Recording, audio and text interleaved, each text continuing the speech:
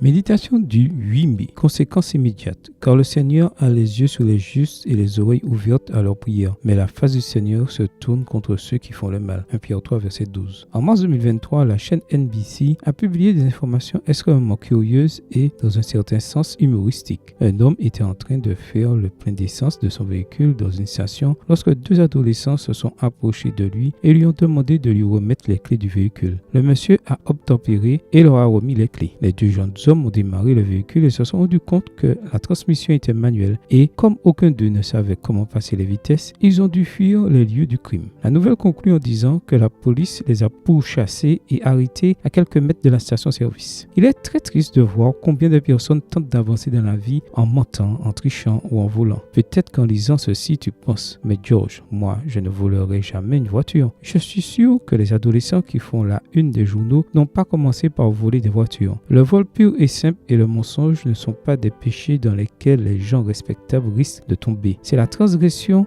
dans les petites choses qui éloignent d'abord l'âme de Dieu. Dans le verset d'aujourd'hui, l'apôtre Pierre présente deux options et chacune implique une réponse de Dieu. D'une part, il y a les justes qui bénéficient des soins du Seigneur. D'autre part, il y a des méchants et Dieu s'oppose à eux. Parfois, la justice divine se manifeste immédiatement, comme dans le cas des jeunes qui font l'actualité. Mais dans d'autres cas, les conséquences surviennent des années plus tard. Et dans certains cas, elles ne se manifestent pas dans cette vie, mais se manifesteront lors du jugement final. À quel groupe souhaites-tu appartenir? Ceux qui bénéficient des soins de Dieu ou ceux à qui Dieu s'oppose? Si tu veux faire partie des justes que Dieu protège, le conseil de Pierre est le suivant. Fuis le mal et fais le bien. Recherche la paix et poursuis-la. 1 Pierre 3, verset 11, version parole de vie. Amen. Bonne journée à toi et que le Seigneur te bénisse.